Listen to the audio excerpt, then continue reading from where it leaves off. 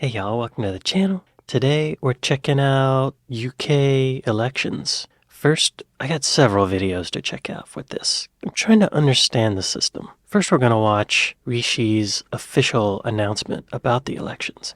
I didn't know the Prime Minister could just say, hey, we're having an election. Apparently he can. And this is him doing that. I came to office above all to restore economic stability.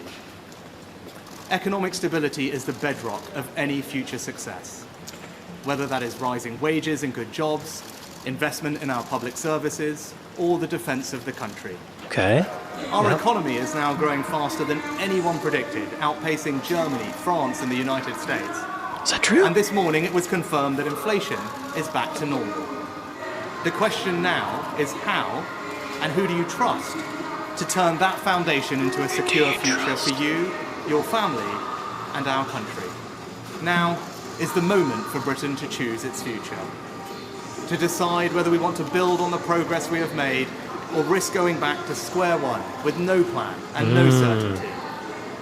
Earlier today, I spoke with His Majesty the King to request the dissolution of Parliament. The King has granted this request, and we will have a general election on the 4th of July. These uncertain times call for a clear plan and bold action to chart a course to a secure future. Okay. You must choose in this election who has that plan, who is prepared to take the bold action necessary to secure a better future for our country and our children.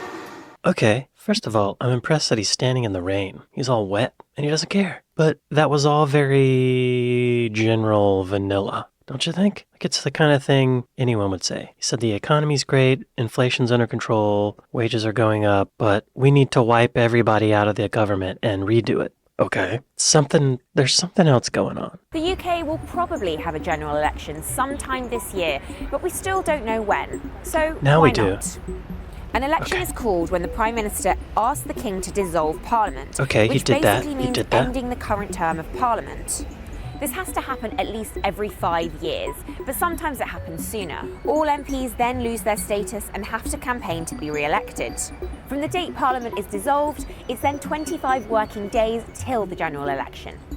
Okay, so they don't know when it's going to be. It's got to be within 5 years of the last one. But the Prime Minister can just kind of declare, or the Prime Minister has to ask the King to do it. And then the King says yes. And then the campaign time is only 25 days. 25 working days. So like business days? Like weekdays maybe? So what is that, 5 weeks? So all the MPs only have 5 weeks to campaign. In America, it's like a year and a half. It feels really unstable, like unpredictable. But maybe that's good. Maybe it's good to not know exactly when the election's going to happen. Because all the machinations and manipulations can't really predict when the election's going to happen. So they can't plan for it with all their conspiracies. Okay, continue Sky News. It's basically up to the UK Prime Minister Rishi Sunak when we have the next election. The latest day Parliament can be dissolved is on the 5th anniversary of the day it first met. So this year that would be the 17th of December. Okay. That means the latest possible date for a vote would be the 28th of January 2025. So why is he doing it now? What's going on? Why now? But Mr Sunak said he will dissolve Parliament earlier than that, and that there will be a vote this year. Why? Some experts say that means it could be in November, but it really can happen any time. It's going to be in July, lady. But why? Okay, so this is UK Public Reacts to July 4th election announcement. So we're going to see what the Tories are the Conservatives, and the Labour is progressive. I think that's how it works. Who are the Tories? Okay. Why are they called Tories? Yes, they are the Conservative Party, one of two main political parties in the UK along with the Labour Party. So, yeah, people want change. That usually gets... okay, interesting. Now let's see, So, you want to be Prime Minister of the United Kingdom. Yes. You get to live in 10 Downing Street, meet Awesome. the King, enact laws according to your will, Yeah. pet Larry the cat. But how do you get to be chosen? There's a Larry you the just cat? run for office, right? Next time an election comes around, you just put your name forward. Do well, you? no. Unlike the US president, the Prime Minister isn't directly elected. You see, the UK is officially a constitutional monarchy, so officially, Right. the monarch chooses the Prime Minister. Okay. But really, it's more complicated than that.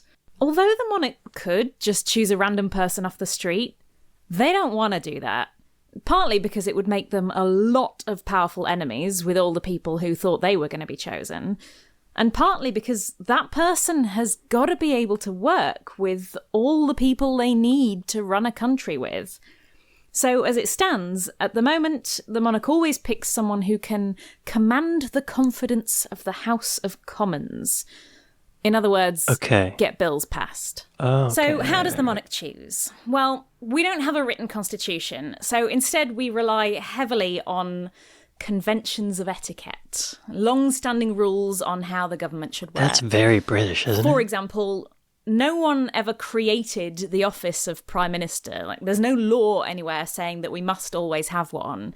It's Really? just that gradually one of the king's ministers got so important that they were called the Prime Minister.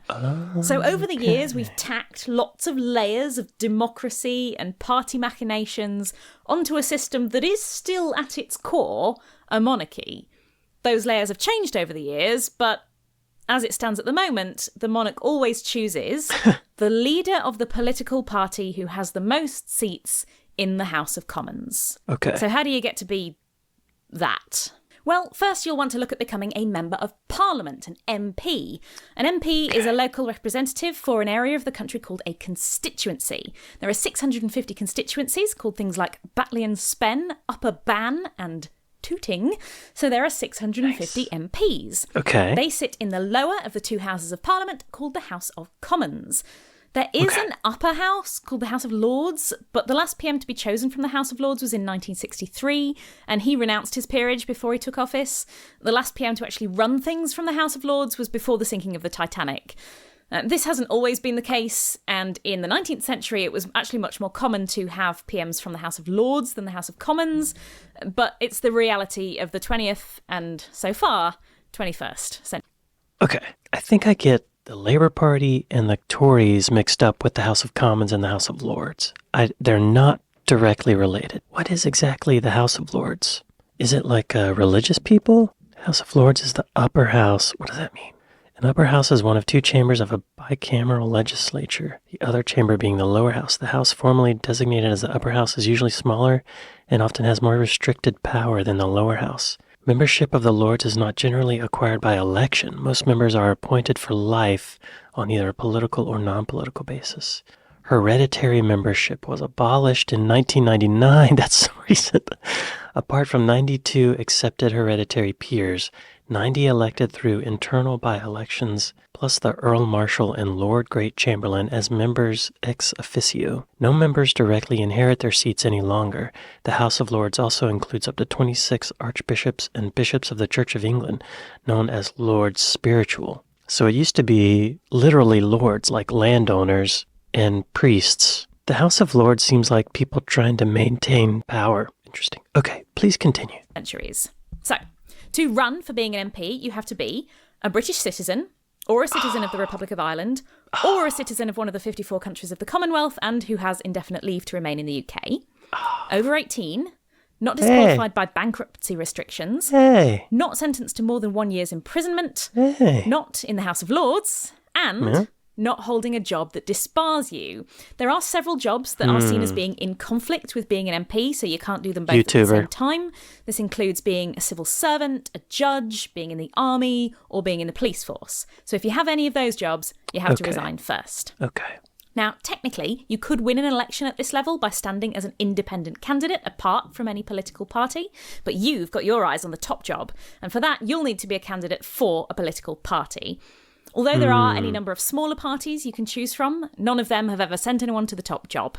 So realistically, you need to be the chosen candidate for your area from one of the two major parties, Labour and the Conservatives, also known as the Tories. So how do you get to be chosen by a party? Well, the party gets to make up its own rules for this, but generally you won't be decided upon by a national body, but by the division of the party for your constituency, for your local area. If you want to be chosen Okay. by the Tories, you must be a tax resident and have the right to work in the UK. You must have been a member of the party for 3 months. You must agree to the Nolan Principles of Public Life, established in 1995 for all public officials: selflessness, integrity, objectivity, accountability, openness, honesty, and leadership. Yo, that's like the opposite of every politician. Selflessness, integrity, objectivity, accountability, openness, honesty, and leadership. Do you know any politicians that have this, really? And not be a member of a rival party. You apply online, and if you fit all the criteria, you have to attend a webinar of all things, which lays out the next steps. You pay £110 for them to do what's called a due diligence check on you, which is where they presumably check if you're on the sex offenders register and whether there's any photos of you peeing against a war memorial. And you pay £250 for an appointment at your local assessment centre.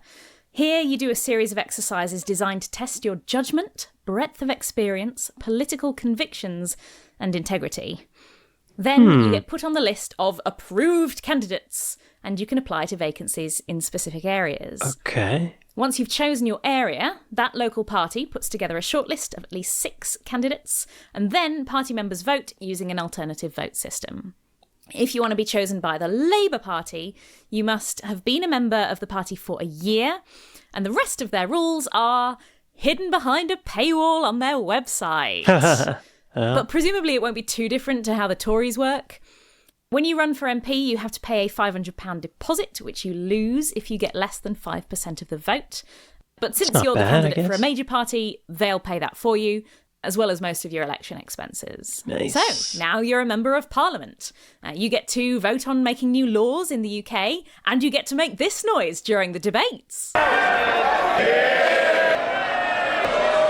Next, you need to be chosen as the leader of your party. So, bad luck if you chose to run as an independent. So, how do parties choose their leader? Well, again, there are no laws on this. A party can choose a leader however it likes, so it will differ from party to party and from year to year. One thing that'll improve your chances is if you've held a cabinet or shadow cabinet position, like Chancellor of the Exchequer or Home Secretary. These are appointed by the leader of the party, Home so Secretary? the person whose job you want to take. If you don't do any of these extra jobs and are what they call a mere backbencher, you might still get nominated to the leadership as a joke. But if you want to boost your chances, you'll vie for a cabinet position. If you're in the Labour Party, to be chosen as their leader, you have to be nominated by 10% of MPs and from 5% of constituency parties, or at least 3 affiliates, which make up 5% of affiliated membership, 2 of which must be trade unions. As you might expect from the name, the Labour Party is closely associated with trade unions and other labour organisations, and they get to vote on their policies and nominate leaders. Okay. Everyone who's got that many nominations goes into a ballot for party members and supporters. They all vote and rank their candidates in order of preference. The winner is chosen using an alternative vote system. The first person to get to over 50% of the vote is the winner. If you are in the Conservative Party, they don't have a set of rules that's the same each time. Instead, every single time they need a new leader, they have to announce fresh how it's going to work. For example, the process for appointing Liz Truss as party leader was very different to how Rishi Sunak got appointed.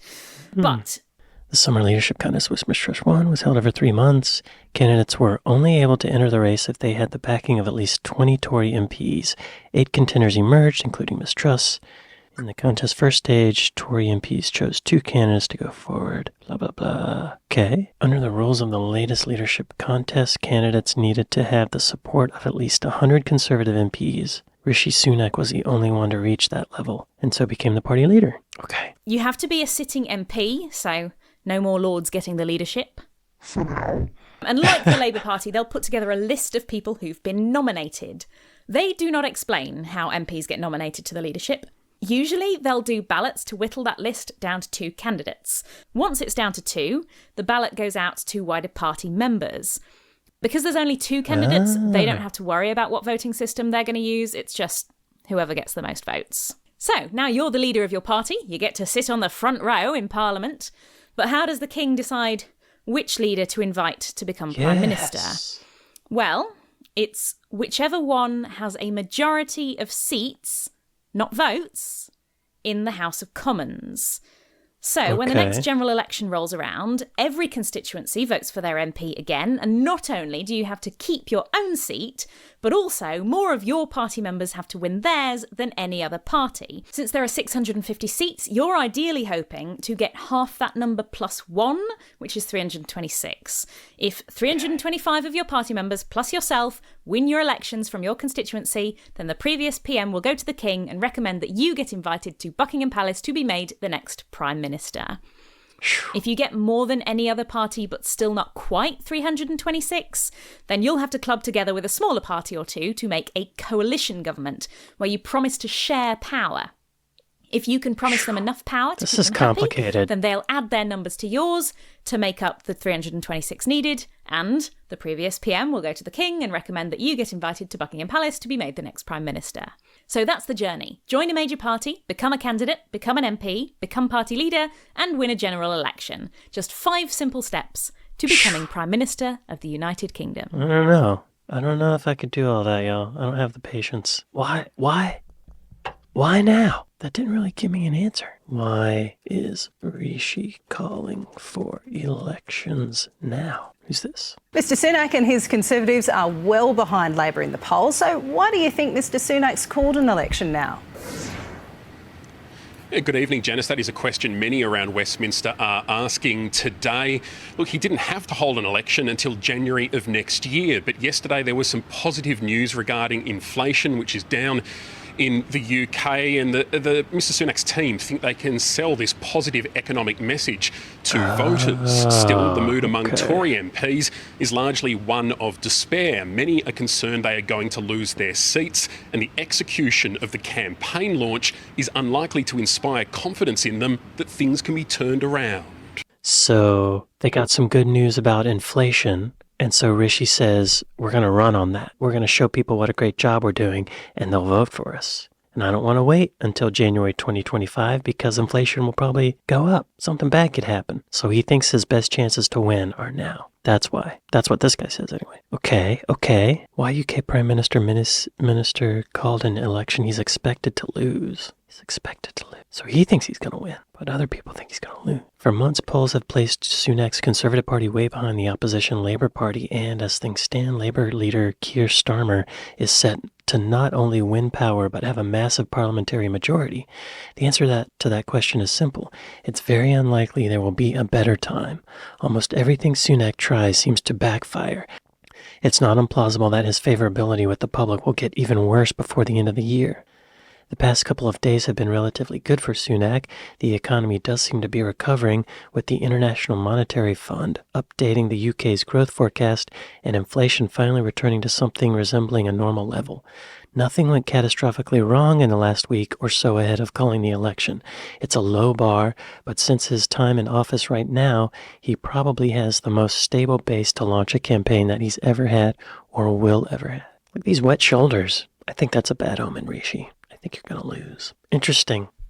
Gosh, choosing a prime minister does seem pretty complicated. I think I like that he can call an election whenever he wants, whenever he feels like he can win. Let's call an election. Let's put it off for another 5 years because I can win right now. It's kind of smart. Well, if you're British, I hope you vote for whatever your vote goes towards. I guess your MP, your local MP, right? Yeah, let's vote for change, I guess. I don't know. Is that good? Keir Starmer. Who's this Keir Starmer fella? Or woman? It's a man. Oh, that's an intense face. He's from London.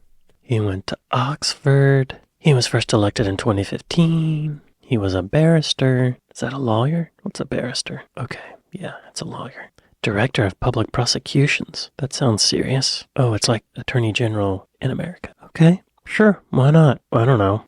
Maybe he's the next guy. Oh, there's going to be a debate. When is it? Is it happening right now? Yeah, I guess it's happening now. Tuesday, June 4th. That's today at 2100 British Standard. Is it happening now? That's today. How do I watch it? Oh, looks like it started 6 minutes ago. What are the chances? Why can't I watch it? Well, I can't watch it. It's not letting me. And that's okay. Wow, this is complicated. But, I learned something. Well, thank you all for watching this with me, and I'll see you next time. Later. Be sure to vote.